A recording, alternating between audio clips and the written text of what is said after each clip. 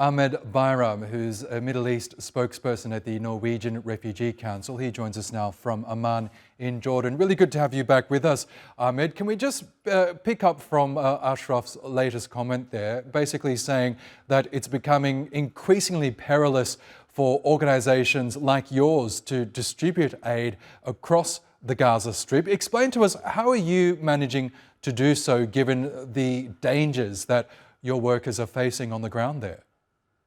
Thanks for having me. And indeed, it is very, very difficult. It is very slow process delivering aid to the people who need it now.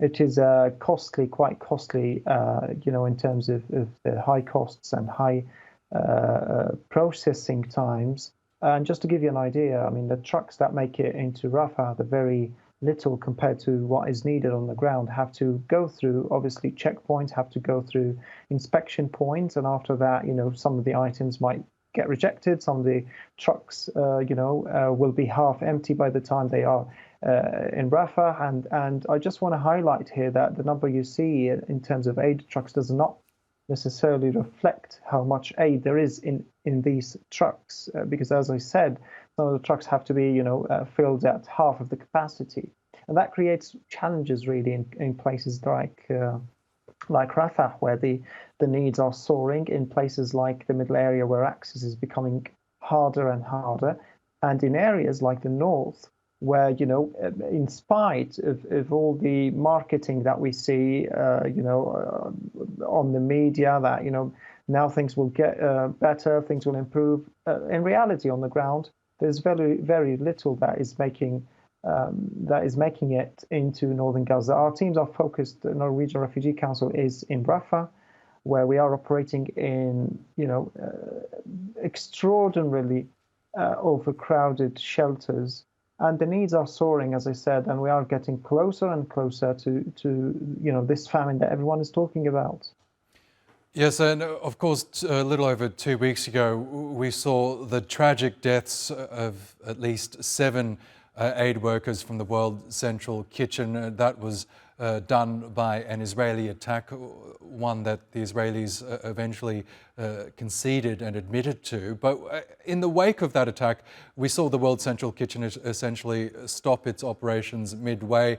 It turned back a ship that was bound for Gaza with essential supplies. Are you seeing more of that in the wake of that attack, that more organisations now are more fearful to even deliver the aid to the Gaza Strip? I mean, for sure. I mean, we have been working under, the consistent, ceaseless, relentless bombardment for the past 6 months. Tragically, our colleagues from other organizations have been killed on the job, or on the duty, as they try to alleviate the suffering for people. What we are seeing is actually there's a huge, large amount of concern and worry in the air in terms of a looming Rafah operation by Israel. If that takes place, it definitely forces.